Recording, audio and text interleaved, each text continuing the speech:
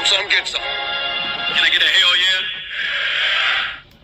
Yes, I am a pirate. You have to go with the Pirates because, of course, they have cannons and everything. It's a pirate's life for me. Be proud of who you are and what you are. You're pirate. This is a first down. Pirates. Because when you're at East Carolina, you go for it every time. Or you don't coach at East Carolina, you don't come to East Carolina, you don't play at East Carolina with a weak heart. Write it. I think I've ever been in a building as loud as that was. It was deafening in there. Whoever Omaha, I can promise you that. And it's purple all night long in Eastern North You're Carolina. watching The Sports Objective, the podcast for Pirates.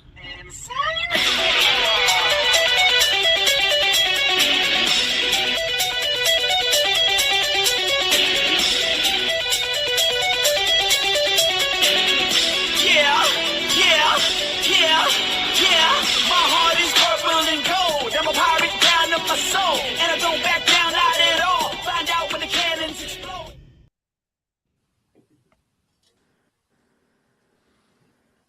You're muted, Dave. Welcome into the Sports Objective Innings on a Sunday night. Does Dave sound right to you guys? To me, it's Not one bit, Kyle. Not Sounds one very bit. muffled. Dave, your mic's off. There's something wrong with your mic. Welcome into the Sports Objective, Hey, guys. I'm here. All right, there we go. For some reason, there was two audios playing at the same time. I'm not muted. Hello, I'm here. You got lag now. Well, kill the, if you have YouTube open, kill that.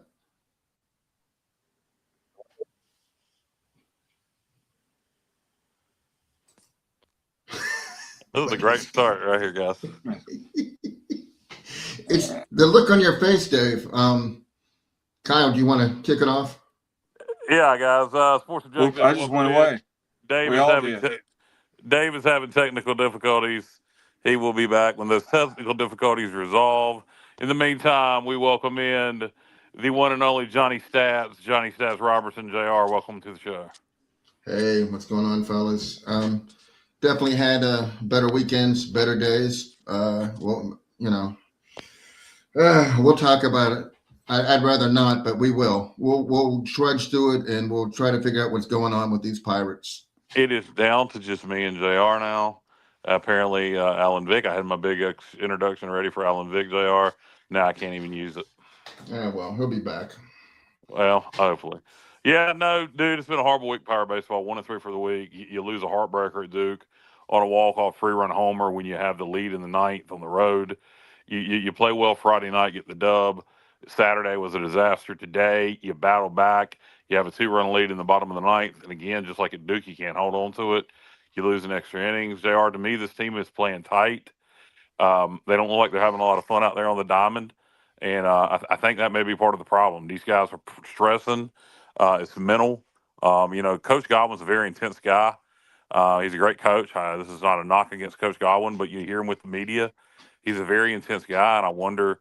I don't know if his intensity, instead of the team, buying into that intensity in a positive, I wonder if they're almost playing too tight.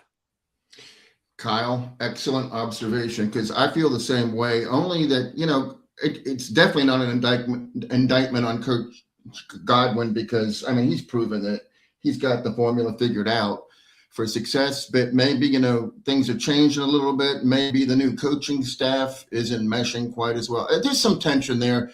He just seems overly agitated this year. And, the fact that he got thrown out today, I'm not holding that against him, because, he did what he had to do to try to rally the team. That wasn't today. That was yesterday. All these games are running together, but that was yesterday. And,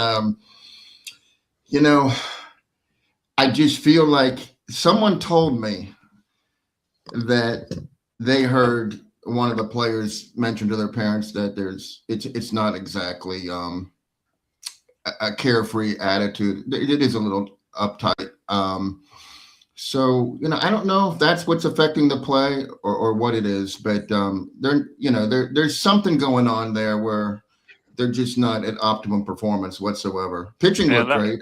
And that was my theory, JR. And then you're saying that a player's parent mentioned that to you, and we won't get into players' No, names. what they didn't mention to me. They mentioned to somebody else that mentioned it to me. But yeah, but Okay. I don't want to get into that at all any further. And I certainly wouldn't put it out there if I didn't, in fact, hear it. But it makes you wonder. And hopefully everything. I thought this weekend, to be honest with you, I heard that before this weekend, and I thought, hey, you know what? Curious that. Taking 2 out of 3 from UTSA, and then we won the first game. And I still said, you know what? I'm not going to be greedy here. I still want, a sweep would be awesome, but let's go for 2 out of 3 at least. And we were so darn close. Had every opportunity to win today and should have won today. And now we'll welcome back in. Alan, I have the introduction ready for you, and then you popped out, so I'm going to do it now. Dave, I'm not to step on you here, but welcome in North Carolina radio veteran of over 30 years. I don't know, 40 years. He was around when they invented transistor radio. Ladies and gentlemen, Alan Vick. Thank you. He's related to Marconi. Hey, I was hanging out with Marconi, and he's doing fine, by the way. He says hello. But it's great to be here tonight, guys. Thank you.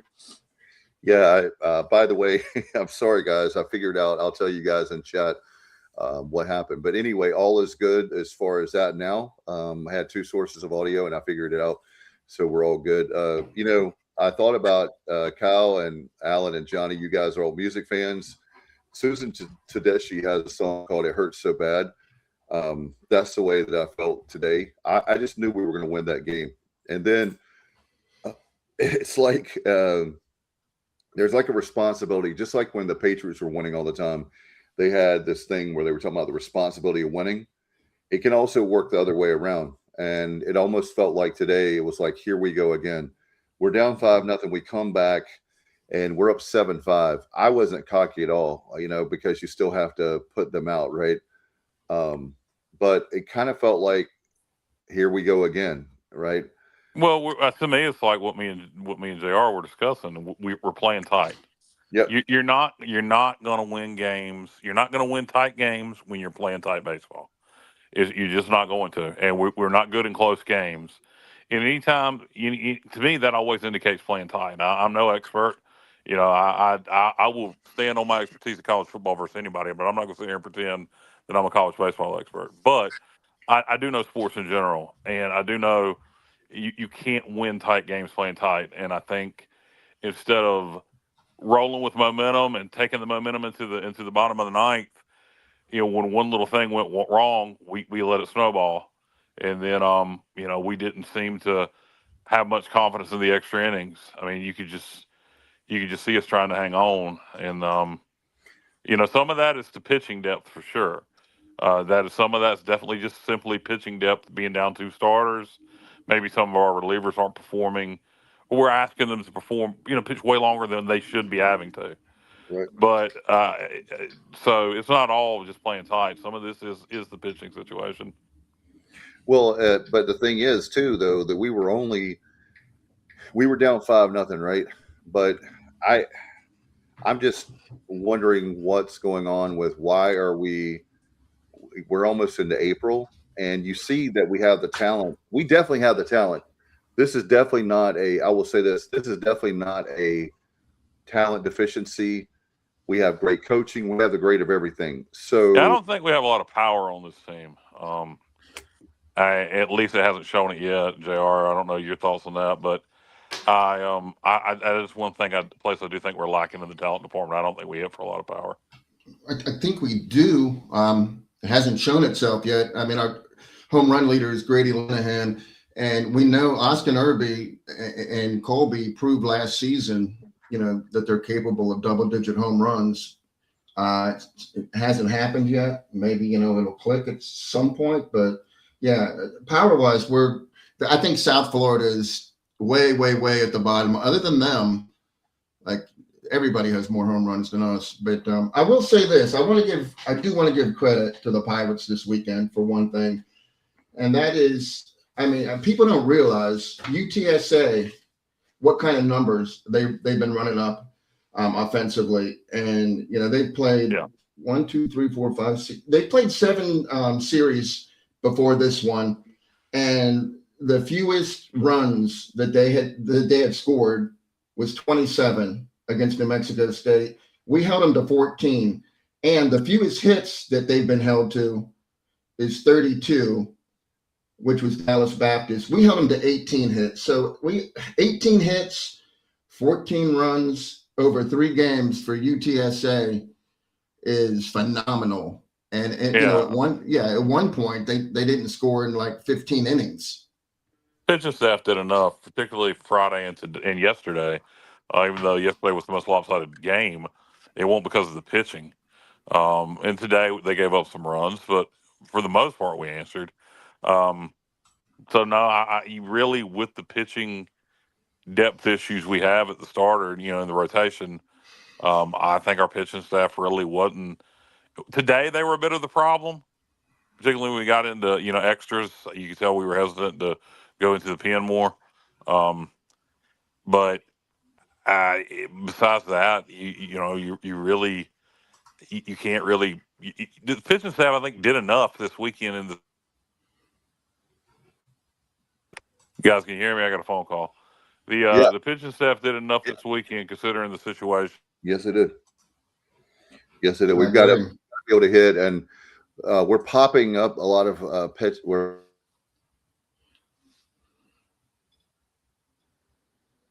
And just. Did we lose? Yeah, I don't know what's. This is a crazy technical night. Yeah, we lost you there, Dave, for just a second. But now you seem to be back. You froze there for just a second. I was just talking about with our at bats. I don't have time to go back and look at the game, but we need to make sure we're looking at taking every bat seriously, because it seems like we're wasting a lot of at bats.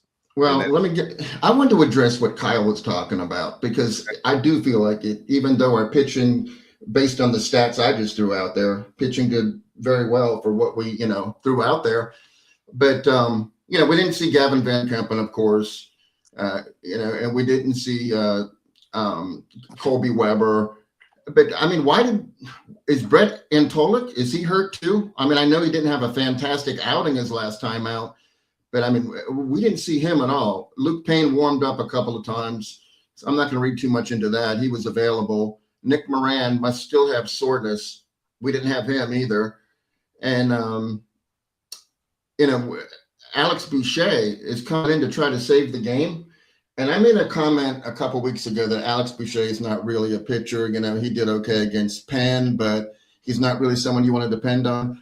Well, I'm probably wrong about that. I mean, clearly Cliff has way more confidence in him than I thought he did, and probably with good cause, because he did pitch fairly well yesterday. He pitched 2 real good innings until he gave up the home run. But today it just took 1 pitch from him, and the game was over. So, I was surprised that we never went with Brett Antolik or like I said, I guess that the lefty Nick Moran is still on the IR for some reason temporarily. So, I mean, I don't even know what we have available. That's part of the frustration, trying to figure out, how we can get through this pitching shortage, is to figure out who we have available. And I have not been able to do that. And they don't tell us anything. So, yeah. And one thing that would help that, guys, is to score more runs. Today that wasn't the situation. We lost in the bottom of the ninth with the 2-run cushion. So today the bats did their job. But yesterday we couldn't get anything going offensively. But I don't know. We're in a bad situation, and you got Wilmington and Charlotte coming to town, 4-game series, or not a 4-game series, 4 games this week for in-state bragging rights and a conference series. And I mean, you go 1-3 this week, things are going to start getting ugly in Greenville with the fan base. And to be clear, when I say it's starting to get ugly in Greenville with the fan base, ain't nobody calling for Cliff Godwin's head. And if you are, you're an idiot. So make that very clear when we say about, when we're being critical, when we're saying things, because that's going to be kind of the tone if we keep losing, and the tone of the fan base. But nobody is talking about firing Cliff Godwin. If they are, they're complete idiots. Cliff Godwin has one of the best reputations in college baseball and a track record of success, and I have no doubt he'll get it fixed. But right now, and he may we may end up in a situation where we have to win the conference tournament like we did last year to make it in. There's still enough baseball left to be played where we can do enough in the regular season to make it in, but it has to start this week. And we can't keep losing close games, JR, because we're a hair close to being 3-1 on the week, or 3-1 on the week, beating Duke midweek and taking 2 out of 3 against UTSA and feeling great about things. Yeah, our 3 of our last 5 losses have been by 1 run, and we play an insane amount of tight games. Like, we've played 29 games, and 10 of them have been 1-run games or a tie. In the case of the Carolina game, and we've won 4. That Carolina game is coming to bite us in the tail. Yeah, well, we're 4-5-1 in those games. That's 35% of your schedules. It's 1-run games. You've got, like you said, Kai, we got to find a way to win those games. And we're playing so damn tight. Yeah. And again, I think, I don't know. I think sometimes I don't think we're making the right decisions in the bullpen and not pull. We let what's his damn name that gave up the 2 runs in the 9th. Help me out, guys. I'm horrible with names. Was it Rose? No. Oh, you're talking about tonight, Joe Webb? Yeah, Webb. We let him stay in entirely too long. Webb. He definitely gave it everything he had, but maybe it was time to go elsewhere. Yeah, I think it's a situation where we didn't have a choice. We wouldn't have normally left him in, and we wouldn't have gone to Alex Boucher unless we absolutely. Yeah, well, you may be right, Dave, and that's what JR was kind of alluding to earlier. We don't know. So many of these guys aren't listed as injured. We don't know where the hell they are. Right. So it makes logical sense that that's who we had to throw. But who else was up in the bullpen besides Boucher? Payne. Payne was up. Yeah.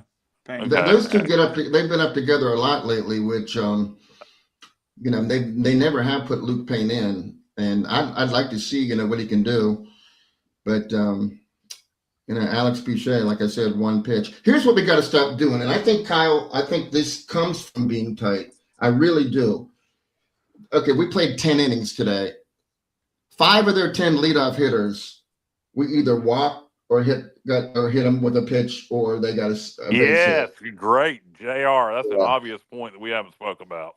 Yes, that's killing us on the pitching mound. 390s.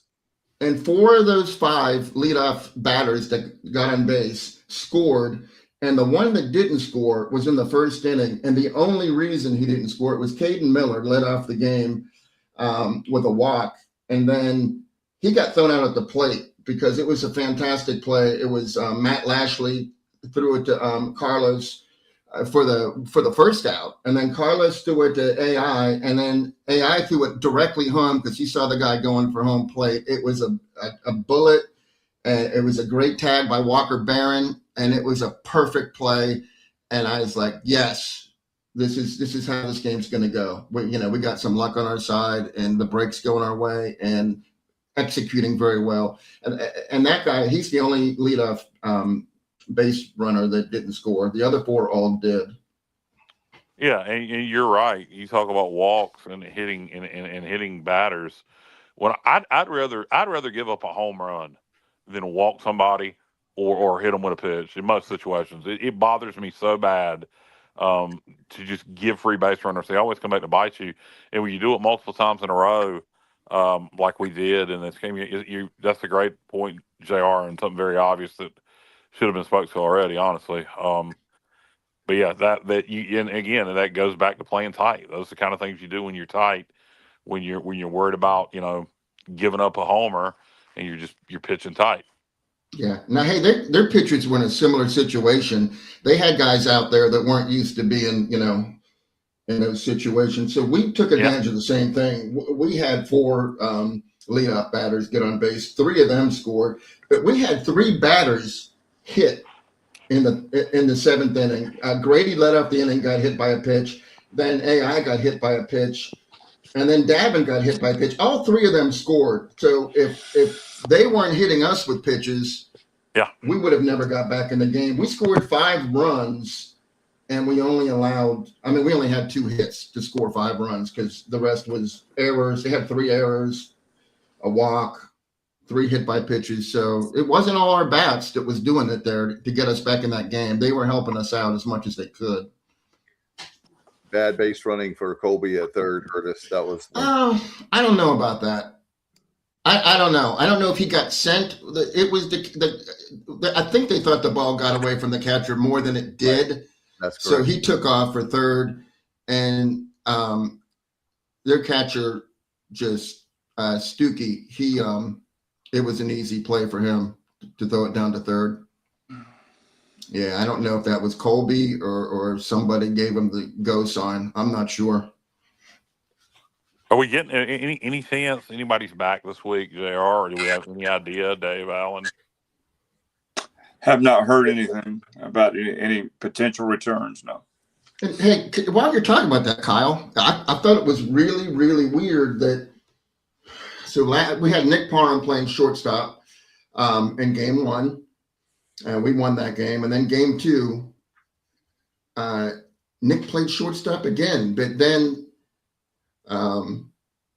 today it was Lashley. Lashley pinch hit in game 1, so I thought for sure, okay, he's going to start game 2, no doubt, but he didn't.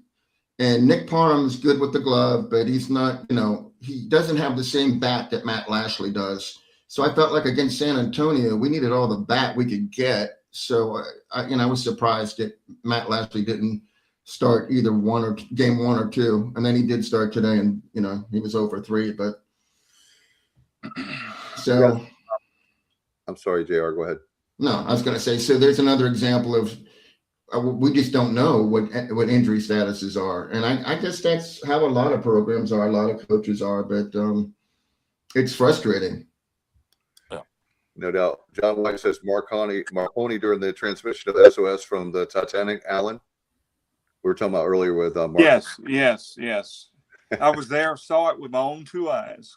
Okay. We already talked about a bad base running. John White says, don't remind us, that would have been a 3-1 count too if he had stayed put. The ball didn't go far. Yeah. Yeah. Correct. Well, guys, we're just not doing the little things, and that was one of the hallmarks of a Cliff Godwin baseball team for so long is the fundamentals. And they were going to do the little things, and you're going to win the 1-run games more than you lost them because it was a Godwin hallmark of a Godwin team. But last couple of years, it has not been. We're not doing the little things. We're scuffling.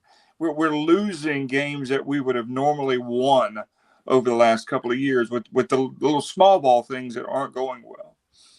It's just hard to teach that kind of culture of doing the little things right in the portal age. I don't know. Like I said, I think maybe that's some of this is Cliff's using the portal. I just think it's the adjusting. Again, maybe I'm wrong on this, but maybe just he's not able to build things from scratch like he used to for everything. Kind of ECU baseball teams have always kind of the ones that have been great under Cliff have had his personality, if that makes sense. Yep. This team does not have a defined leader on the field. They got good players and good kids, but there's no go-to player that when the chips are down is rallying the troops. We don't have that leader on the field this year. I don't think that we need when games are tight and you need to make a play here and a play there or settle down in a certain situation. I don't see that this year. Yeah, I don't see it either. I mean, and I'm not saying it's not there, but I'm like you. It doesn't come across on the TV that there's anybody out there that's really the team leader, take charge kind of guy, like the field general, if you will. Drew Bass Knight says always seems like 0-2 counts or we're ahead in the count and hit by pitch or whatnot. That the senator? Yeah, good point, Drew. That's true. That makes it twice as bad. The Senator Bass Knight? Drew Bass. I don't think he's a senator. No, he's not. Is Senator Bass Knight dead? Yes, he is. Well, it wouldn't be him then. Yeah, Phil Bass Knight. Yeah. Joshua Pruitt says the term walk-off will come to define the season. Here's one for you, Kyle. Drew says, "Can we have a spring football show next week to cheer us up?" I don't know about next week, but we'll have one at some point. When is the spring game? Spring game is the 18th of April. Okay, maybe we'll do one that weekend. We talk some football. There's a lot of question marks there. I tell you, I love Blake's attitude in the press conference. His spring press conference, and that's something we'll talk about later in the show. But if you haven't listened to that, you need to. Yeah. He's sitting there in a complete rebuild and talking about winning the conference championship. So he's putting it all out there, and I applaud him for it. And we'll see what happens. Yeah. And I'm not. Go ahead, Alan. I'm sorry. I would say, Blake is very transparent as you can be, in this day and age, and that's. I think people respond to that. Just having a coach that's not up there just going through the motions, saying the same thing over and over and over and over. You got a guy who's just being a regular guy, and on top of that, he's winning. So that makes a huge difference. It really does. I think Blake is one of those people that we're seeing, and this will really tell the tale because this is all his, from the coaching staff to the players. He built this entire thing, but I think Blake may be one of those guys that's a lot smarter than people realize he is. That is 100% accurate, Kyle. And I tell you why, because we talked about it before. If we were all hanging out at a barbecue, or if we're at the baseball game and Blake shows up, he don't try to distance himself and be the VIP. I'm the head coach of East Carolina. He doesn't let it get to his head. He's very grounded. He is one of us. And that's the thing. There's a lot of things like we talked about the last show, but Blake is willing to talk to big donors. He's willing to do parties, hang out, do whatever to sell his program. And I think that is really, really been, in fact, Drew says Blake is a hell of a person. Absolutely. You're spot on, Drew. We were pulling hard for him when he took over as interim coach because he's such a good guy. But we know that it takes more than being a good guy to have I knew he could motivate. That was something that when we took over as head coach that I picked up on right away, and that's why I if everybody remembers, I said hide and watch several times because I knew he'd be able to motivate that team. And my question was, he earned it, so I wanted him to get hired. My question was, could he do it the next season when it was just a motivating situation? And He did. And then you look at this past offseason, I like his hires on paper. We'll see if he made the right hires, and we'll see if they made the right decisions in the portal. This is going to be all his team. But we'll talk about that more later. We need to get back to baseball. Yeah, in fact, Turtle Boy says, do we need to move some money around for football and try to hit the transfer portal with the money? Talking about baseball. With the money. Yeah. You mean for baseball? Yeah. No, we can't take away from football. What we need to do is spend more on football, so football wins at a higher level, so we're creating more revenue. Then we'll have more money to give to baseball and basketball. Yes, but at the same time, there is nothing that's going to create more money. You get East Carolina into the playoffs in college football. There's nothing. If a team has a run for the playoffs, from it from game 1, game 2, like we're red hot. You're going to see every game pretty much sold out, and nothing will make more money. So yeah, you put more money in football. The better football is, the more money we'll have to spend on everything else. That is true. You don't take money away from football. We got to create more money to spend on basketball and baseball. Right. I'm not saying, and let me be very clear. I agree with what Kyle's saying. You don't take away from football. What you do is you've got to put more of an emphasis on basketball, and you have to get the dudes in for baseball. We have a good team. I think the difference is that there's some players that we're not getting, and we've got to be, and I know that coach doesn't like it, so I'm not trying to start an argument with him, but for me personally, we are in rev share right now. And if we need to get, right now, if you said, how much is it going to cost to get these players to come into East Carolina baseball, same thing with basketball, then we need to do it. If it's $10 million, $5 million, whatever amount, I want to win. And let me tell you something. My coach said to us seniors in baseball, He said, Mike Perrell, God rest his soul, I miss him a lot. My former baseball. Did you say 10 million or 5 million? Were you talking about baseball? Yeah, my high school baseball. Oh, no. 10 million or 5 million. Were you talking about baseball with that? Well, whatever we have to spend. Oh, yeah. It wouldn't take nowhere near that for baseball. Well, I'm talking what I'm getting at. We're used to getting the dudes, the big time, like the Agnosis of the world, those kind of guys, those kind of players that come in. And I think that there's a few of those guys we're missing on. I could be dead wrong, but I do believe that we're going to have to spend money on baseball, on those players to win at the level we're used to. I think that we're so close right now. It might be one dude, it might be two dudes. I'm not saying that we're missing out on a whole bunch of players. I'm not saying that talent evaluation is off at East Carolina. No. I'm not saying that. So let me be very clear. It's definitely not at the high school level. But we're going to have to I'm going to have to, that's one of those things. My point was, my high school coach said, when you get tired of losing, you find a way to win. And I think that comes from the fan base. I think that comes from. Well, we're not. Look, the baseball program's not. We just went to the NCAA tournament last year. And we still may make it this year. It's not like we've fallen apart. No. But we don't need to get to the point where we're falling apart. If we need to spend more money on baseball, we need to figure out a way to spend more money on baseball. But it just can't come at the expense of football. And it really can't come at the expense of basketball, because we can't afford to spend less than basketball.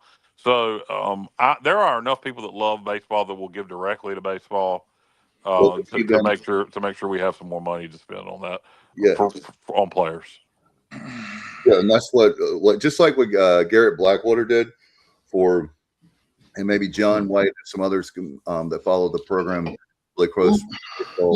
I get it that way, but I think we would have a different tone. Everybody would. If I'm not making excuses, but Braxton Trammell is a huge. That was just a huge hit.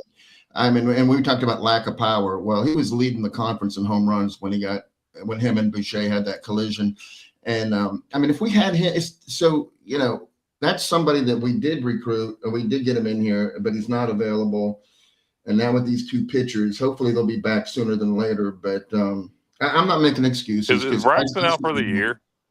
Who's that? Braxton. He's out for the year, right? Yeah. I don't think that's official, but I think it's written in stone that it would be probably foolish to bring him back before then. He's definitely going to redshirt. You have Conley, you have Rose, and you have South Central. That three of the top high school teams in the state for baseball recruit those teams, is what Drew's saying. We got Dixon. But yeah, I agree, Drew. I agree. Basketball is more so than baseball, but yeah, I agree with you, Drew. Drew was asking, is Vogely done for the year? We needed his power. I don't think so. I think he is. He will come back. I have not heard. Again, we don't know. Thank you. That's another one I didn't even mention because I forgot about him. How important? Go ahead, Jared. I'm sorry. No. I was just going to say he's out of my mind because I just don't know. I just consider he's not available until I hear differently. And he's a great kid. I hope to get him back. How important is this coming week to the remainder of the baseball season? I look at it. I think, and I know, JR, you disagree with me. I think if we beat Wilmington, I think if you take two from Charlotte being one of the better teams in the league, that's fine. You got to get some sweeps later when you're playing Rice and Tulane and Memphis and Wichita, these bad teams. You got to sweep them. But I think if we go do you think we got to go 4-0 this week? I think 3-1. Here's what I think, Kyle. 3-1. I think that the Wilmington game, if you're going to lose one of those, it has to be the Wilmington game, and I don't want to do that. But we have to sweep Charlotte because it's a home series. We haven't won a series at all since March of last year against Rice, and we've never started the season. Swept a home series, since March of last season against Rice. But Charlotte took the series from South Florida this weekend, didn't they? Yeah. Everybody is 4-2 or 3-3 or 2-4. Yeah, that's something to mention. With everything that's going on, we're a game out of first. Yeah, but does it matter if you win the conference? Winning the conference doesn't guarantee you anything. Like you could win. No, it'll help. It'll help your resume. If you win the conference, you've done it, and you get some midweek games, you're going to be a bubble team. Yeah, we got to sweep though. We've never started since the 2017 season when I we don't think we didn't. have to sweep. I think if you go 2-1 against them, 2-1 against No. South Florida, 2-1 against Florida Atlantic, and then sweep Wichita, sweep Tulane, sweep Memphis, and then take care of business in the midweek, I think we get in without having to win the conference tournament. I would like to hear what people out there think, because I feel like we need to sweep Charlotte because it's a home series. I'd rather sweep them. Our margin for error is getting very small. Yes. Yeah. We got to start taking every weekend series, and we got to start winning midweek games. We can't keep losing close games. Right now, like I say, we're a couple of runs away from feeling really great about this week. Yeah. If we went 3-1 this week, our RPI would probably be up in the 30s now. Yeah, that would, because it went up to 43. Went up to 43 after that game 1 win. What I was saying. Sorry, John. No, I was just going to say, Dave, that we've never started since 2017 when we didn't make a regional. We've never started out a season 3-3 in conference like we are now, ever. We were 6-0 last season. We were 6-0 in 21, 4-2 in the rest of them. So we've never been 3-3. That's why I feel like we just have to sweep Charlotte, and it's not even likely. I don't think that it's an easy task. I don't even think that we'll do it, but I feel like we need to. But that's my feelings. I'd rather sweep Charlotte, but I don't think that the season.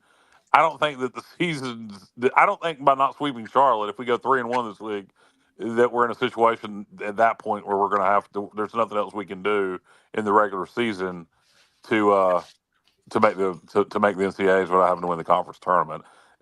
I mean, there's still plenty of baseball left to be played. Now, you go 1-3 this week or 0-4, you're done. You're going to have to win the conference tournament. Yeah, I was going to say, guys, we're down. We're just over. Johnny, help me, but I believe off the top of my head, we are at 29. We're over halfway. Yep. So we have 27 games left. That was one of my questions tonight.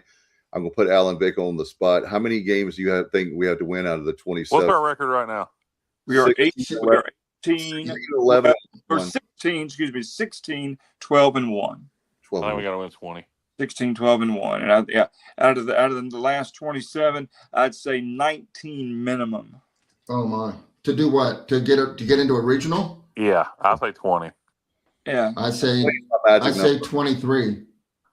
You think we got to get 39 wins to get into a regional? Absolutely. Yeah. I don't think so. This is a different time, Kyle. We don't rule the roost anymore. Yeah, there's a lot of good teams out there. 36 wins with the schedule we have remaining. Regular season wins. I count what we do in the conference tournament now.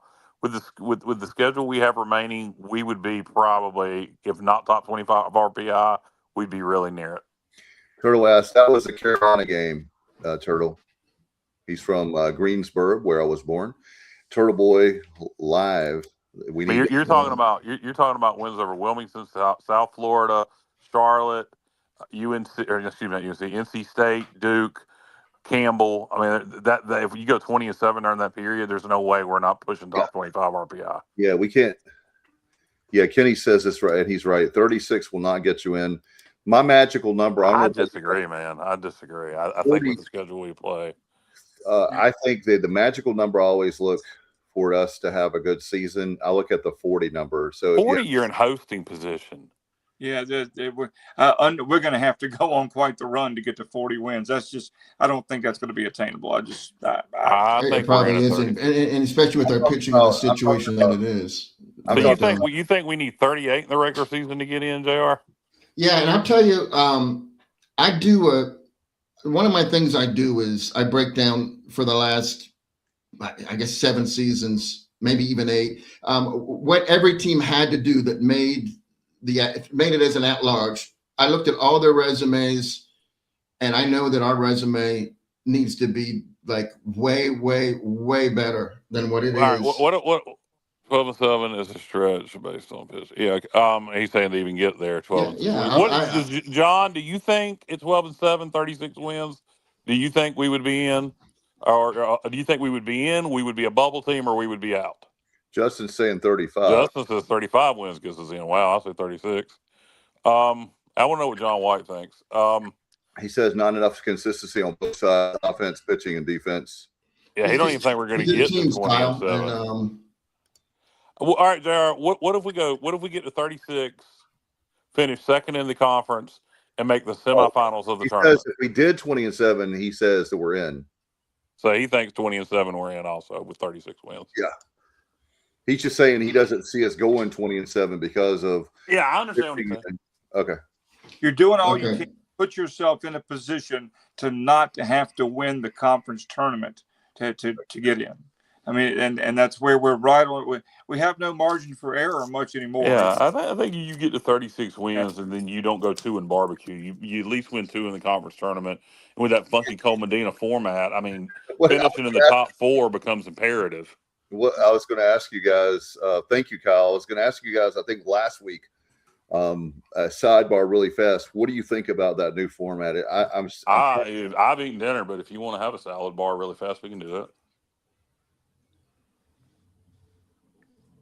Okay. You said salad bar really fast. What? He took your sidebar and made it a sidebar. Yeah. Okay. Yeah. Sidebar. What is the new format? Alan, I think if you have to explain a joke, it's not funny. But moderately funny. The new format. Okay. If you finish just or JR or anybody who knows it, somebody in chat, JR, if you know it, correct me if I'm wrong. First and second gets a first and second round bye. Third and fourth gets a first round bye. Right. It's kind of like the ACC tournament does it now in basketball. Yeah. Same thing. So a double bye if you finish in the top 2. Third and fourth you get a first round bye. So basically, if you don't finish in the top 4, you ain't winning unless you get red hot. All right, Kenny says 36 plus 4, and I guess he says 36 wins in the regular season and 4 in the tourney. Is that what you're saying, Kenny? That's what isn't 4 wins in the tourney means you win the tournament? Darn close to it, if not. Yeah, well, if we finish in the, it would for us. Yeah. So, I think 36 wins and just don't go 2 in barbecue in the tournament. And you're maybe nervous on selection day, but and let's not forget our past resumes, our fan base, the history, the culture, the respect. And if we're on the bubble, and if we're on that bubble, I say we're probably on the right side of that bubble. I hope we're at least having that discussion at this point because yeah. Doug Groom asked, was D'Lo pitching as well going forward as he did on Saturday? Could that be a difference, or was we just lucky? I think he's a kid that's got a lot of. I've always said I like him personally and professionally as far as a baseball player. I think he's has a lot of ups and downs, just being consistent, and so I'm hoping that Doug, to answer your question from my vantage point, I'm pulling really hard for him, and I was happy about that yesterday, even though we didn't win. But I'm happy. I'm hoping that this is a trend where he's very focused and not having the inconsistency of the past. I hope we can leave that in the rear view. And he's an upperclassman. He's got a lot. I still believe in him and think he has a lot of potential. And if not, I think if they didn't, obviously, this stating the obvious thing of the whole night, if they didn't have any confidence in him, he wouldn't be on the team. You know who Cliff Godwin is. If he didn't have value coming out of the bullpen, he wouldn't be on our team. I just feel like that way, and I hope that I hope he continues to grow and get better. We need him. If there's ever been a time, hey, now's your chance. Here's your chance for D'Lo. I want to add something about D'Lo. The Xavier series. After that, we didn't see him for a long time, and he was. He left that game, and they said it was a possible injury, but they didn't really go into any depth on that. But I didn't know that we would even see him come back, and he's come back twice, once at William & Mary and then at UTSA, and he's only allowed 2 hits in 4 innings with 5 strikeouts. But get this, no walks. We all know that was his, kryptonite last season. He walked way too many people. So the fact that he's got 5 strikeouts, no walks, and has only given up 2 hits in 4 innings, I mean, he's got a 2.25 ERA at this point. So yeah, I hope to see much more of him, and I'll be happy to see him come out there. That's for sure. Yeah, absolutely. We get to talk, but we say every time we do this show that this upcoming week is huge. But hey, all kidding aside, this upcoming week is massive, absolutely massive. But we came back today. Can you, even though you lost and it sucks, can you take some momentum from being down 5-0, getting it tied back up? The team showed some fight. It showed some grit. Can you take that moving forward, turn that into a positive, and go on a decent winning streak, from here? That's what you got to do. Drew says the live RPI, Johnny, is 52. Just need to win games, basically. Yeah, exactly. That's what I think. I think if there's still enough baseball left to be played where 36 is somewhere around there, and I think we'll be high enough in the RPI where we, bare minimum. There's a caveat to that, though. We are 52 because we actually gained points in the games that we lost to UTSA, because UTSA is, that was on the road. But at Charlotte at home, that's why I say we have to sweep, because losing to Charlotte at home, our RPI is going to drop, and then to get, it takes a long time. RPI currently? Oh, it's not good. I mean, it used to be. It was at one point. I think it's 58 now or 59. But we're playing them at their place, so that's not tier one. We're playing them in Greenville. No, I mean we're playing. Yeah, we're playing at home, so that's not a tier one. We're playing at our place, which really puts the pressure on that you have to win at home. You just have to. You have to win at home. That's going to be this week. Anytime you have a homestand, talk about that, we got to win those games. And literally with Wilmington on the clock Tuesday night, guys, just focus. That's all we can control right now. We got to find a way to win that game. Not to say that I'm not saying that, like it's a rivalry game like CAA, obviously the Charlotte games are more important as far, like you said. But at the same time, we also need to have a big win against Wilmington. It doesn't matter who the team is. We just got to have a win. Yeah, well, I mean, there is definitely some rivalry there. I mean, that hasn't gone away completely. No, but I'm saying, but you're right. It wouldn't matter if it was Wilmington or if it was, William and Mary. We can't afford to lose. We need to be very selective with our losses going forward. Yeah, we cannot lose. And Turtle Boy says we cannot lose to Charlotte. If we do, I'll be disappointed. We should win at home. Wilmington is going to be a tough one. Absolutely, of course. Let's see. John White said Troy towed the 50 RPI line, and we'll probably bounce by EC winning American tournament, mid-40s RPI, and a couple wins in tourney, and cross fingers or win tournament again and remove all doubt. Yeah. I mean, we've just got to win. I mean, it's as easy as that is. It's not easy. Well, it is easy. I have a stat that'll show you how easy it is to win. Okay, go. So you get one more point than the other team. Well, one more run. If we score in the first, second, or third inning, we're 17-0. If we don't score in the first, second, or third inning, we're 0-9. So how about that? Really? I don't mean we're 17-0. Every one of our 17 wins we've scored a run in the first 3 innings, in every one of our 17 wins. That shows me we win games when we score early and can play looser. That could be. There you go, Kyle. Because when we don't score in the first 3 innings, we're 0-9. Drew says, hopefully Norby is back. This is something I wanted to ask you guys. So thank you, Drew, we have the best viewers and listeners, and we're the best fans because we're in Pirate Nation. Jenkins needs to start Saturday moving forward. I know that we have a bullpen situation, where we like having him come out. I was thinking about him this weekend. He's great. The problem is he doesn't pitch as well as a starter. He gets in his head. He pitches better coming out of the pen. I don't know what you do with that. He's clearly starting caliber, but and that was he he was one of the top high school recruits in America when we got him, and he's more effective coming out of the pen. I don't know what you do with that. I agree. Logically he should be starting, but Cliff already said he's not doing that.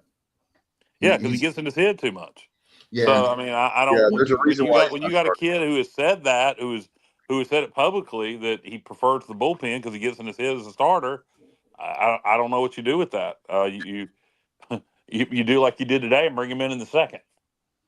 4 home games, and every one of them is a must-win for the team. That's what Kenny says, no doubt. This is I want to get John White, because John's been with us for a long, long time, and I love this. He says this is getting old. We typically are locked for the NCAA tourney, not the same. And John, I want to get your feeling. You being a pitcher, you being a former player, one of the best teams ever, and obviously with Coach O. How do you guys, as former players, feel watching the games now, knowing that we're so, when Alan was talking about earlier about the little things, and John agreed as well, he's right. My parents talked about the little things. So what is that we're disconnected on, that we're not criticizing the team or saying bad about the team, but what is it that's missing the different? Because you see, as Kyle's talked about, the difference between 1 and 3 that we are this weekend, and we're so close, razor thin close to being 3 and 1. What's the difference? What are the little intangibles that we're maybe not seeing? Here's a great one. John, okay. I like this, John. He says, use an opener. So in other words, get a guy to come in a couple innings. And that's what we did today. Yeah, well, that's the thing. Game 2, we were 5 run downs, 13 pitches into the game. Well, not quite that, but we gave up 13 hits in the first. We gave up 5 hits in the first 13 pitches, and all of those, everybody scored. So by the time, we cleared the bases, we were down 5-0. And then everybody came in and just did great. Marley and D'Lo, they combined 6 innings, 1 hit together, 4 strikeouts, 1 walk. And then, AB came in and pitched 2 good innings, struck out 3, and then gave up that home run. So I think the recipe is a tag team, just like UTSA is doing that. They don't have starters. The Friday night guy, they lost early, right? They lost him early with injury. Yeah, they lost him early. But if you look at who their Friday, Saturday, and Sunday starters have been the last 3 series, it's different every week. And today their starter stayed in for 1 inning. And he shut us down. He shut us down 1, 2, 3, but they put in somebody else. So it's like those guys look to be having fun. I watched the UTSA's team body language, and they were at home. They look to be having a lot of fun. Yeah. Drew says, look at the top teams now in baseball. NIL is more of an asset in baseball, I believe. And I think that Kyle mentioned this a few years ago, so I'm going to give you credit, Kyle. But when he and I were first talking about NIL, and we were very upset and all, anyway, we learned quickly that that's where you have to go, right? So you said, Kyle, the first sport that's going to affect, which was true, was football. And then we noticed basketball was, basketball is basketball, but it's kind of trickled now to baseball in the last 2 or 3 years that we've noticed that but here's the thing. And I agree with all that. But look, are we outspending everybody else in this conference in baseball? If we are, then we should have, in theory, being we do have a good coaching staff, the best roster. And we should be outspending everybody else in this conference in baseball. Yeah. So correct. Then we shouldn't have any issues. Your midweek games are going to be what they are. You're going to win some, you're going to lose some. But it's not just a spending issue. It's not like we're spending the same amount and now we're playing in the Big 12. So as long as we're spending more than everybody else in baseball on our roster, that shouldn't be an issue. Well, I think that there's just about what we talked about. That's I do agree with you, because we are spending. Am I wrong on that, Johnny? I'm pretty confident we are number 1 in spending. We happily, if not very close to the top. How does UTSA get players? Their roster is loaded. That stadium is worse than high school stadiums that I've seen in North Carolina. The fans come out. How many does the stadium hold? I mean, they had a decent. The atmosphere was way better than some places. I agree with that. Yeah, but I told you the biggest crowd they've had so far is 1,079. Okay. I don't know what they had today. I'll check and see what they had today. But if the park holds 1,500, they need a nicer park. It doesn't have to be bigger. It just has to be nicer. Yeah, definitely nicer. But if you look at their roster, a lot of Texas kids. So that's one advantage they have. They're getting Texas kids that aren't going to A&M and Texas. Drew says the lefty guy is it Hoagland seems like a beast. Yeah, 2.1 innings, 1 hit, 3 strikeouts. He got the job done. He really did. Yeah, I was surprised today we didn't play the lefty game late in the game with Boucher in. Kenny and I feel the same way. I'm just trying to figure out if this team about to take off or fall apart. That's how I feel, Kenny. Yeah, right now it could go either way. Turtle Boy says, I've been a member of the Pirate Club for 25 years. I graduated in 96. So Turtle Boy, you graduated a year after me. And I also give money to NIL, and it seems nobody appreciates my giving. No emails, nothing from the administration. Turtle Boy, welcome to the club, my friend. We do we give to we give to the Pirate Club. We give to NIL. Dave gives at a really high level, and we all give to NIL. At least I think we all do. So we don't get recognized either, and we do a podcast. Hell, half the time the administration doesn't even want to come on our show anymore. They used to get everybody, but since we happen to be critical every now and then, and maybe sometimes, and I'm trying to get better at that. Maybe sometimes I'm over the top, or have been in the past, with my criticalness and use colorful language when criticizing, and I'm trying to get more grown up with my criticism. You're doing good. Well, thank you. I'll still cuss though, but I am trying to get more. I'm still trying to get. I'm trying to get more grown up with my criticism. So but the point to Turtle Boy is, don't just look at it like I look at it. You're doing it because you love ECU. Everybody else, in our administration, for the most part, didn't go to ECU. They didn't grow. I didn't go to ECU. They didn't grow up in Eastern North Carolina. They have no ties to the university. They're just working here. Paid pirates. And they're paid pirates. And so don't worry about it. You support the university. And, at some point in time, we're going to have people there and I heard John Gilbert recently, and somebody clip this coming up. I heard, John Gilbert talking recently on an interview, I believe it was with Holton. Holton asked him about why people didn't reach out. And he said it's a staffing issue. Well, you maybe don't trust Kyle from LaGrange, although you should. But you can trust Dave Richmond. You can trust Alan Vick. You can trust Johnny Robertson. You can trust Bubba Rosenbaum. We're not going to ask any money. Give us some numbers that you want us to call. Give us a list of numbers of people that used to give, or maybe Pirate Club members who quit buying season tickets, or maybe season ticket holders that are in the Pirate Club. Your staffing issues, you got plenty of Pirates out there that are involved enough and love the Pirates enough that will contact people on behalf of the Pirate Club. Just give us a list of names. So that staffing issue excuse can be solved by allowing Pirate Club members that you trust, because I know, again, you guys don't trust me, and that's fine. You can just take my idea. And that's the way to communicate. If it's truthfully a staffing issue, then use volunteers. I guarantee you can find plenty. Let me say this too. Okay. So we're asking for our fans, right, to give a lot. Season tickets, all right. Pirate Club, correct. Pirates Unite, which I'm not against any of these things. And of course, the Athletic Excellence Fund, I think that's what it's called, AAF, which is our NIL. And yeah, exactly, Jeff. I pay $10 a year. IPTE. So where I'm coming from is when I give a lot of money, and I'm not going to say that I pay $10 a year. Yeah, Clemson's thing, IPTE. Okay. Well, $10 a year. I don't know. In 2020. Well, 6. What year is this? $100. I pay $100 a year. How about that? But you give anything you can.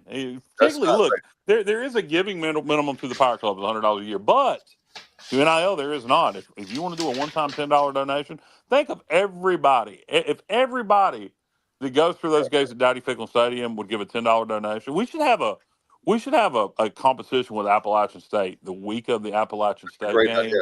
to see who can raise the Yeah. most money between the fan bases for rev share the week of the App State football game.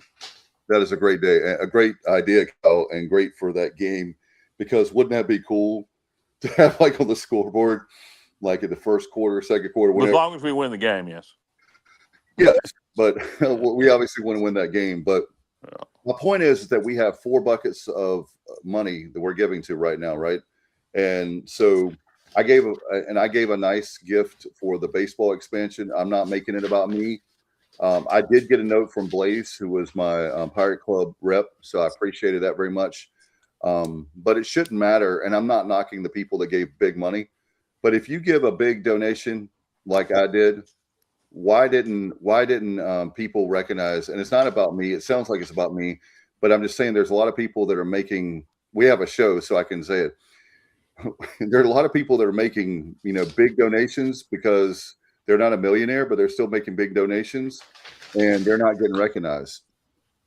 So that's something that bothers me. And again, I don't care if they recognize me or not. I really don't. But there are a lot of people. There are a lot of people that definitely want to be recognized for giving and want people to. I don't care about it. I don't. I give to everything, but I only give so much. Right. But I do give. Pirate Club member, not at the. I won't say what I give to the Pirate Club, but I am not at the minimal level. I give to NIL, and I don't know why we got stuck on this topic, but because Turtle, I mentioned it. But yeah, Turtle, don't. The point of all this is don't take it personal. Unless you're at the top level, most people don't get recognized. I never see them promoting anything at the football games. Look at how many people are in the stadium. That would be a great start. You're right. They do a little on the scoreboard, but not enough. Not enough. I mean, we should be aggressive about if we're winning the game big, particularly, or before the game, we should be aggressive about giving to revenue sharing or NIL. Yeah, and I don't know. We talked about this too about the 50-50 raffle. We don't know the legality. Yeah. Does anybody know the rules on that in North Carolina? But I'll tell you another thing we should be doing. If I'm John Gilbert, and I'm not knocking him, but we should be, speaking of being aggressive, we need to be pounding the pavement in Raleigh to get the restrictive amount that the state legislature can give the state supported schools when it comes to athletics. That is something that's killing us. It's killing us. Florida can give, like USF, for example, they're getting a ton of money because Florida doesn't have those restrictions. Well, we got some money coming from the lottery that's coming our way. But we need it from, which I'm not poo-pooing. I think that's great, but we do need to have it from the legislature as a whole. Do we have, I go in the same way every time when I go to football or whatever. Do we have people set up at every gate at a table giving people pamphlets? No. Information? No. That's part of what you need. Every exit, every entrance should have somebody there at least for an hour and a half, 2 hours to give out information, pamphlets. Here's a QR code you scan to learn more, whatever. And I know it's a staffing thing, but you could find somebody for a couple hours here and a couple hours there. I would think to do that. We have a Pirate Club staff. We have a board of directors. We have for volunteers. I mean, I know they always hit up Civic Group for volunteers, but ask Pirate Club members if they want to do it. Yeah, somebody would do it for tickets or whatever. Do it because they want to help. Yeah. But you got to have the vision to say that, and we need to have more. I was thinking about him today, Drew. Mr. Beast, go all in. Screw Mr. Beast at this point. He is a loser because I'm sorry, but I'm not going to go that far. But here's my thing. He uses our university all the time. I don't care if he gives a minimum to use our facilities. He needs to. Well, Gilbert talked about how realistically what we're trying to do with them is having a agreement. You can use our facilities anytime as much as you want to for a yearly donation, and maybe that can come to an agreement. That whole I'm going to give $100 million thing You know, that to be fair, he's not the one that said that. He just didn't Right. do anything to stop the talk. Yeah. He teased us, and that's what sucks. Right. And that's what he's, and that's what for this community, for Eastern North Carolina, and for the university, that's something that clip this. That's something that he should, think about. Is he teased a whole bunch of people in Eastern North Carolina? Whether he said it or not, he allowed it to be thought. And it sounds like Gilbert wants to get into something with him where we have a relationship for a yearly donation for him to use our facilities as much as they want. And to me, that sounds fair. I don't know what that yearly donation would be. I'd hope it would be in the millions. That's the problem. It's not. It's not. I agree with you 1,000%, Kyle. But that number is not big enough. Just think of the publicity that Mr. Beast got from that rumor. Exactly. And how it started. And it benefited us too. It benefited East Carolina, but unfortunately, it's not going to happen at that level. It's not going to happen at that. Yeah, 1 million. There you go. 1 million, 2 million a year. Yeah, that would help. I mean, and then he could use our facilities unlimitedly. I don't know. I mean, give enough, we'll rename it. We'll rename it to the right now. What is it? The right. The boat people. What is it? The Grady White Boat Athletic Complex. We'll name it the Mr. Beast Grady White Boat Athletic Complex. Or you can name the stadium after him. Mr. Beast Stadium. Kenny, I'm sorry. $2 million is a tax write-off. It's a drop in the bucket for him. Kenny, I'm sorry if you say it's his money, but he is using the university. I'm so sorry. I don't feel sorry for a billionaire. I'm not against him at all. Well, I'll agree with Kenny on one thing, and it's not going to help us our calling him names. But criticizing him is fair. Now, saying it's his money, sure, it's his money, but he's earned it honestly. But he did something. I don't think he's.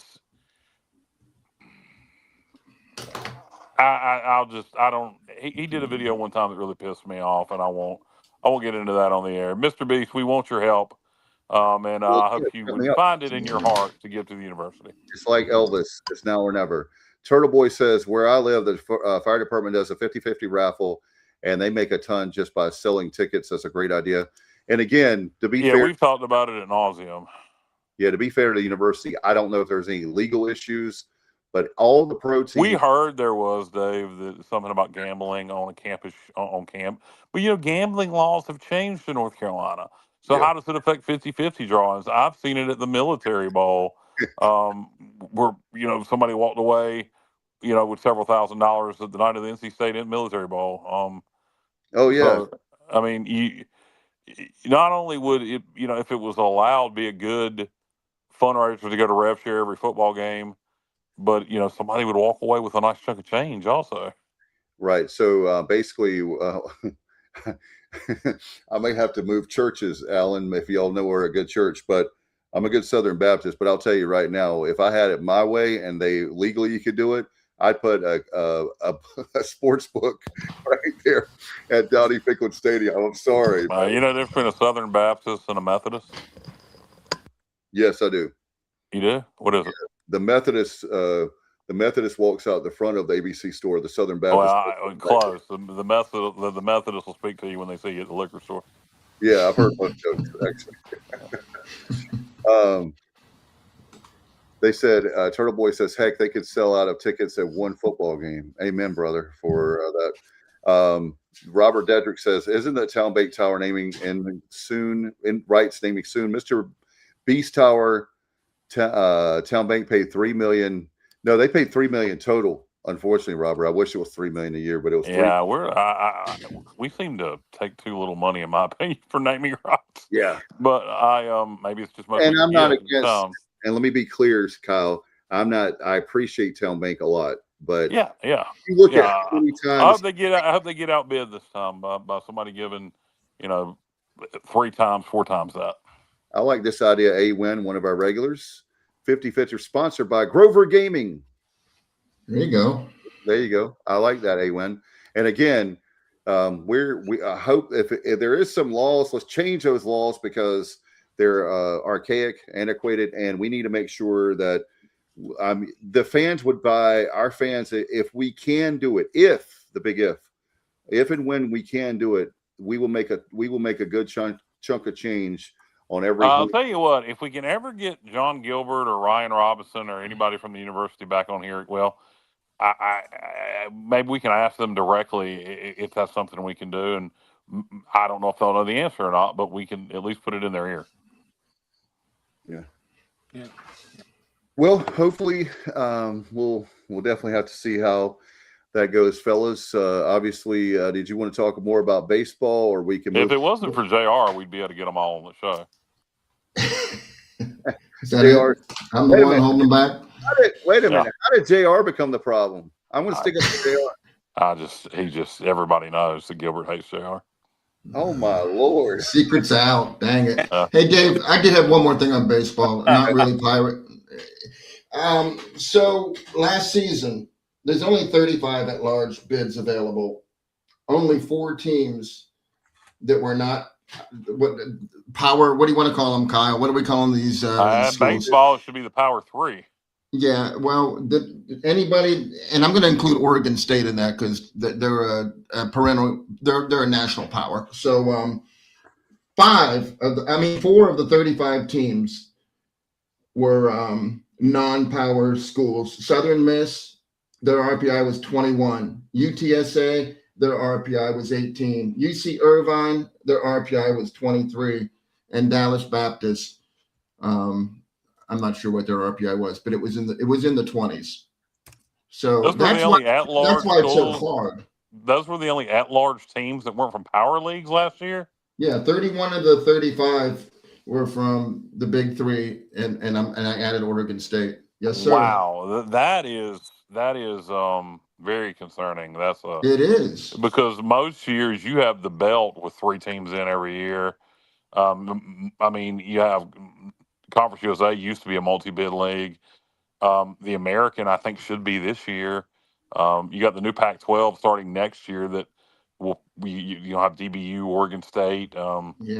It's I'm going to read this to you real quick, Kyle. So everybody, all the small conferences had won the tournament winner, except for the Sun Belt. They got 2, Conference USA 2, Big West 2 with Irvine, American 2 with UTSA, and then the Big 10 had 4, Big 12 had 8. Wow, ACC the Big 10 9. had 4. Yeah. That is nonsense. You know why? Because they inherited UCLA and USC. Good. And Okay, Oregon. Good point. So, good point. All right. Good point. The only traditional Big 10 school that made it was Nebraska, and then the SEC got in 13. So that's why we're not. That's why I'm worried, Kyle. I guess it is the Power 4 now in baseball too. I forgot all about Oregon, UCLA, USC. That's why I'm nervous. And Washington being in the Big 10 now. No, I get you. I'm hoping that's an anomaly that only that few teams get in outside of the Power 4 conferences. We haven't seen that as a trend yet, unless you go read back the previous 2 or 3 years, and then we just didn't realize it. I hope to God not, because I didn't realize it last year. No, because the year before that, East Carolina got in as an at-large. Yeah, true. I think they had a 24 RPI at that point. Okay, so that's what I'm saying. We just got to be hitting on the door of the top 25 RPI, and if we're 20-7, we will be. I would think so. Yeah, absolutely. And then with the tournament, you would think you would like to think that we would be in one of the top 4 teams, right? Yeah. Dallas Baptist was 22. In that situation, we would be. Yeah. So Dallas Baptist was 22, which means that no team with an RPI higher than 23 made the tournament from the smaller conferences. That's why I'm worried. I hope that was an anomaly. Like I say, it hasn't become a trend yet, so we'll have to wait and see. All right, we'll keep our eye on it. Yeah. So does that make you more worried? So, am I hearing that the margin for error is even based on last year? It would be if that's a trend, but we'd have to look back at the previous 3 or 4 NCAA tournaments to show if there was a trend already headed that way, or if that was a 1-year anomaly. Hey, I will say something that would work in our favor is there's a lot of teams struggling right now. Like, so what we're going through, a lot of teams are going through, including like LSU, who's still third most they have the third best odds to win the whole thing, but yet their record is worse than ours. So, and their RPI is worse than ours. So, maybe you guys are right. Just keep pushing. Just keep getting that number up, little by little. Maybe we'll be okay. I don't know.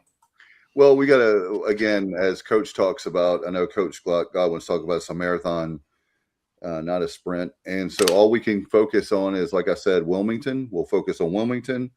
And literally, as the cliche goes, it's one game at a time. And I think when going back to Alan's point way earlier about the intangibles, the little things, I think I just have a gut feeling. We talked about this before. Kyle talks about, like Jenkins being in his head.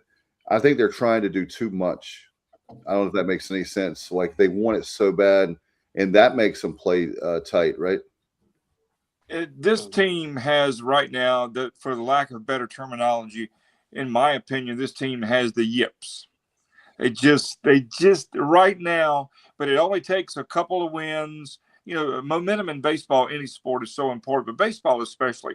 Teams can get on a roll and things can completely turn around in a game or two. But right now, we're pressing too hard, like playing tight, like Kyle said earlier. Our body language does not look good at all on the field. I don't see kids smiling. Baseball is a fun game, and it just takes a couple wins to turn that around.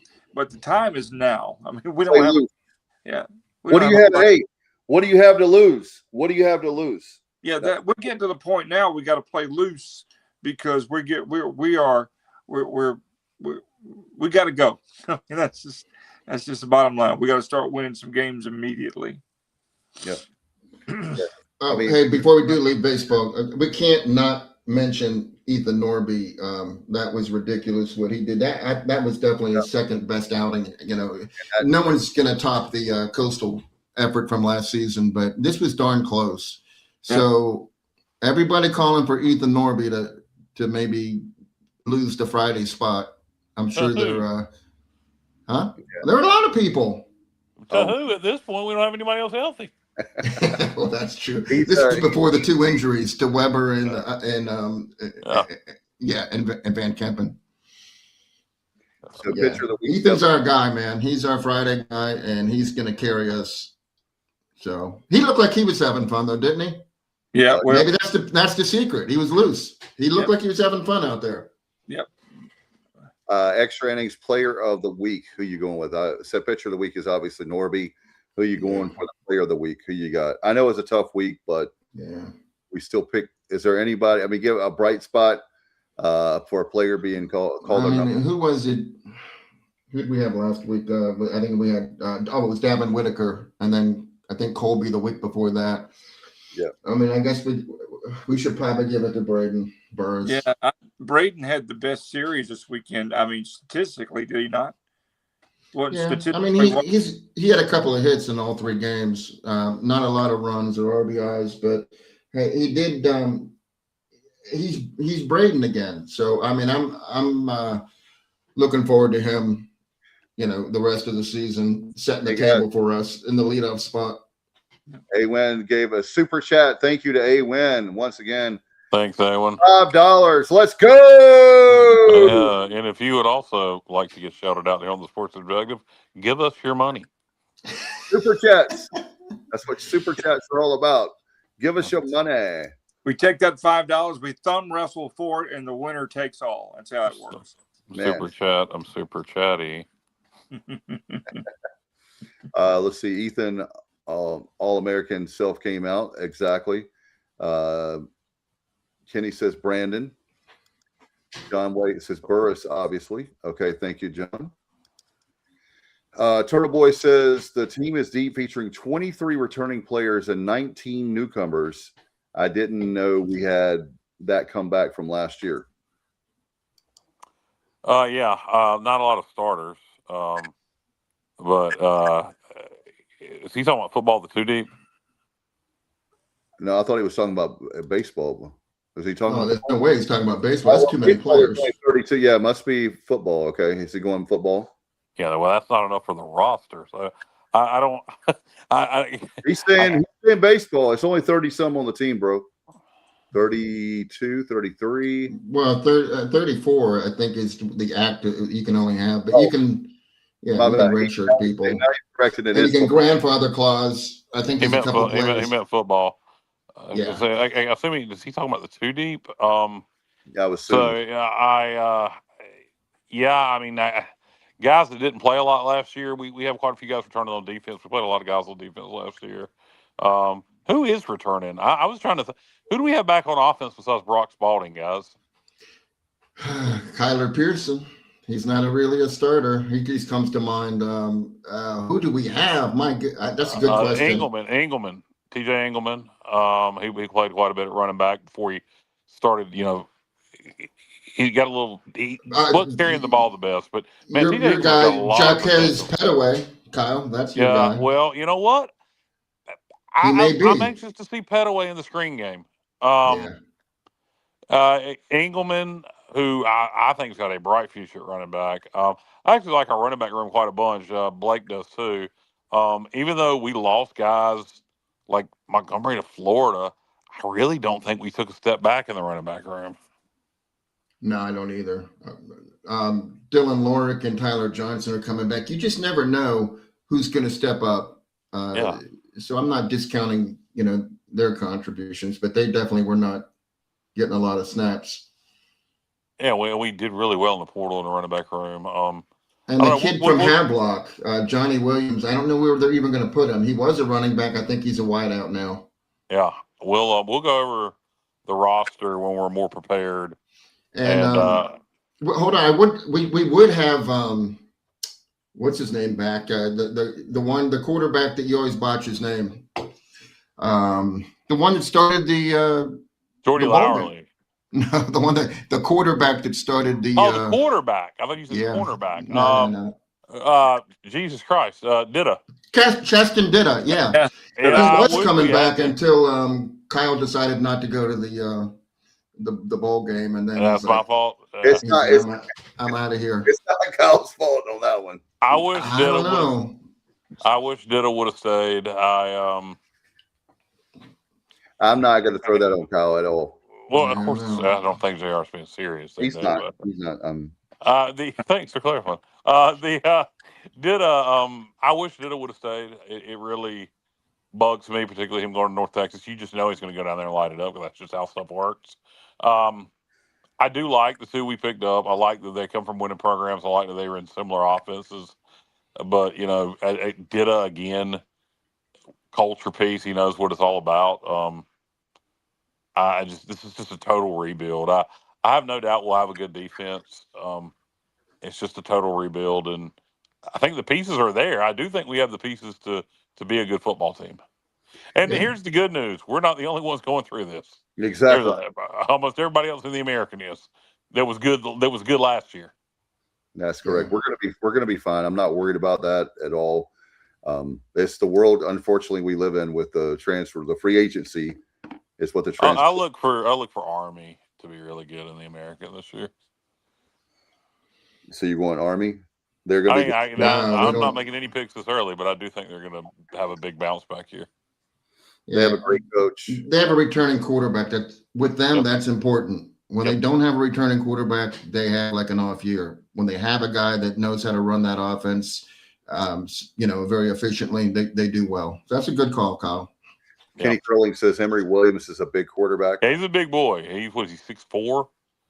I mean, and will he win the starting job? I don't know. I know Bubba. I guess he won't mind me saying this. I know at least early on, he thinks that I can't think of his name now. The other quarterback, the Texas Tech Wake Forest kid. Oh yeah. Who's our other quarterback, guys? I'm drawing a blank. I usually know it like. Good Lord, none of us can name our. Mitch Griffiths. Mitch Griffiths. Thank you, JR, for saving us. Mitch Griffiths. So will it be him or will it be Emory Williams? Time will tell. Also, post spring, not only us but just throughout America, those kids that enter the portal that didn't get picked up by anybody, they're going to be waiting to see if anybody picks them up. It'd be interesting to see. There will be additions to roster post spring. There are still kids in the portal. You can't enter the portal. There's not a second portal period, but you can still be signed from the portal if you have roster spots available. And it'll be interesting to see around the country what kind of movement is made post spring. How many of those kids sitting in the portal get signed?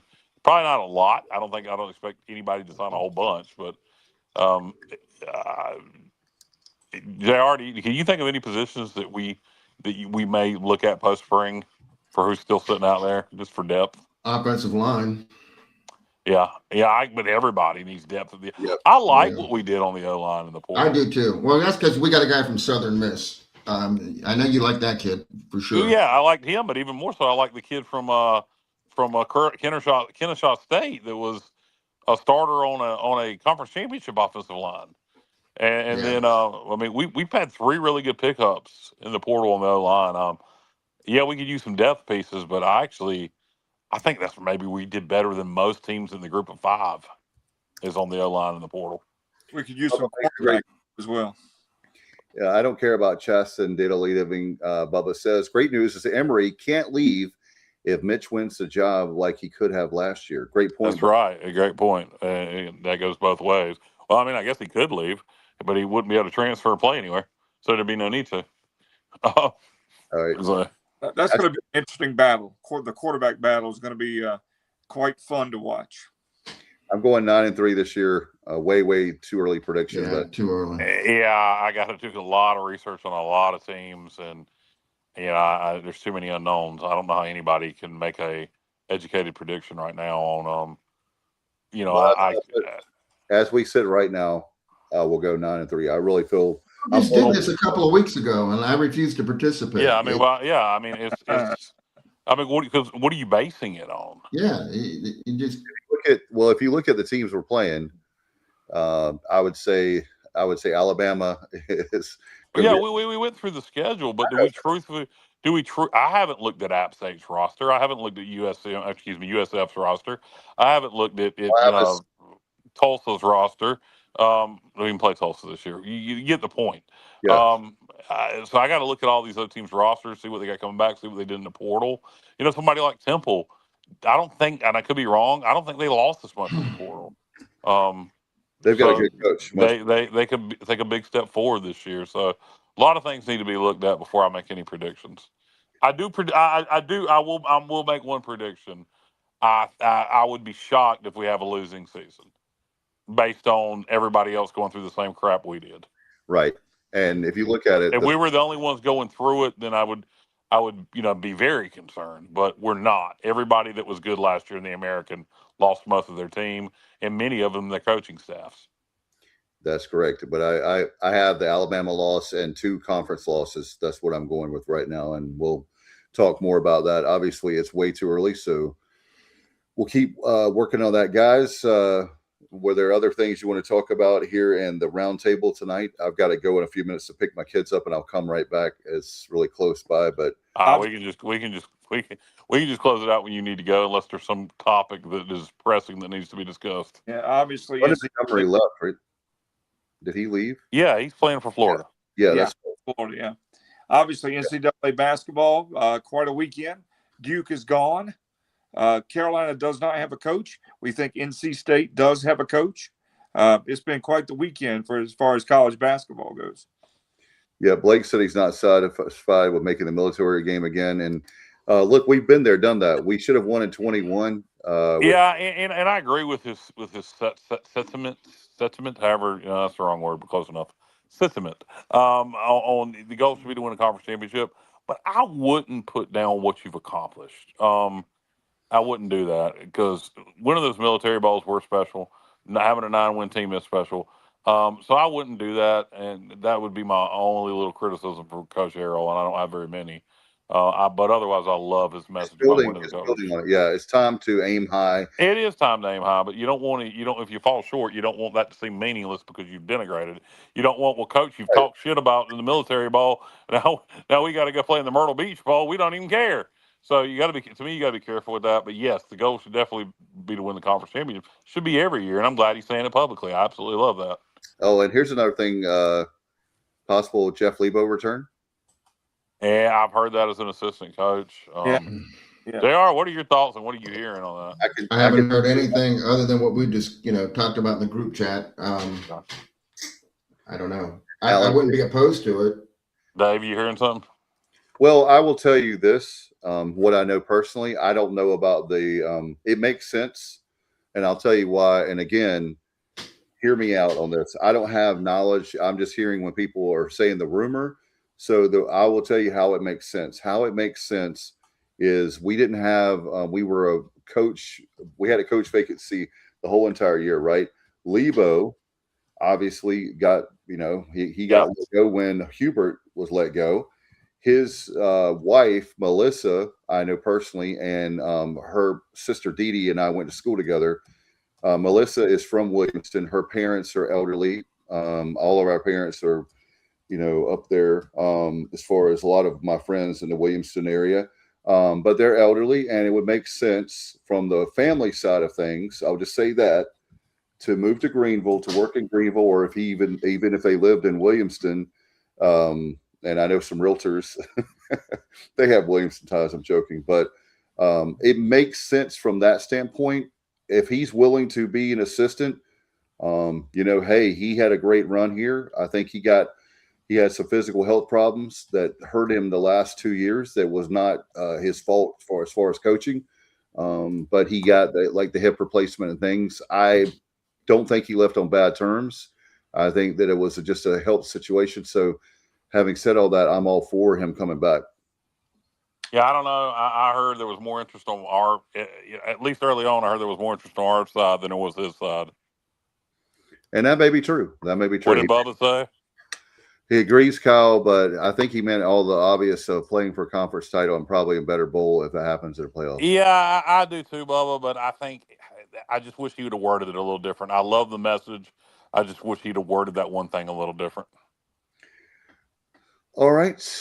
Let's see. He said it couldn't be worse. That's true. As far as we need to hire an offensive-minded assistant coach that can run an offense because Shorts don't know what the hell he's doing from an offensive standpoint, and I think that affects his defense too. So if he can coach defense and be more of a defensive coordinator type, I don't guess that's an official title in basketball, but that's fair. They do have offensive coaches and defensive coaches. So I mean, let him concentrate on that and let somebody else run the offense because we have no identity on offense. And you need something to create some excitement. That would at least maybe create some interest from Pirate fans that would get people talking because there's going to be absolutely no momentum for basketball. There hasn't been in a long time. Clip that. All right, guys. Do you have anything else? If not, let's see. No. We own that bowl. Exactly, Kenny.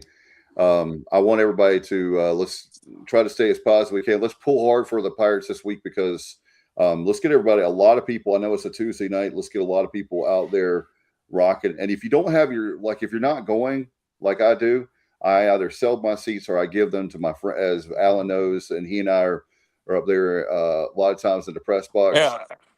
So sell your tickets or give them away to somebody. Exactly. Yeah, just give them away if you're not going to use them. Kills me. I guess everybody's financial situation. Got to get $10. Just give your damn tickets away. I've given away parking passes to football games. Anyway, I don't understand people. With that said, it's more damn effort half the time. Anyway, tonight Stevie wasn't on the show. Justin wasn't either. I don't know why Justin wasn't, but I know why Stevie wasn't. His daughter's birthday, Mallory, is today. Happy birthday, Mallory. She went to Virginia this weekend to see Billy Strings. And she was coming home tonight. And so he was going to celebrate her birthday with her. So happy birthday to Mallory. I think she is 22 today. Right. Thankfully, looks nothing like Stevie. So happy birthday, Mallory. We love you, Stevie. We still love you. I don't know about Kyle. He's all right. Yeah. And Justice says kids, Kyle. He's getting his kids to bed. So anyway, we'll get out of here. Thank you guys so much. Appreciate y'all. And we'll be back We'll try to see about Wednesday night because we have the Easter Thursday, Friday, Saturday series coming up with Charlotte. So Stevie says, thank you, Kyle. But anyway, we'll get out of here. Thank you guys so much. And as always, go Pirates.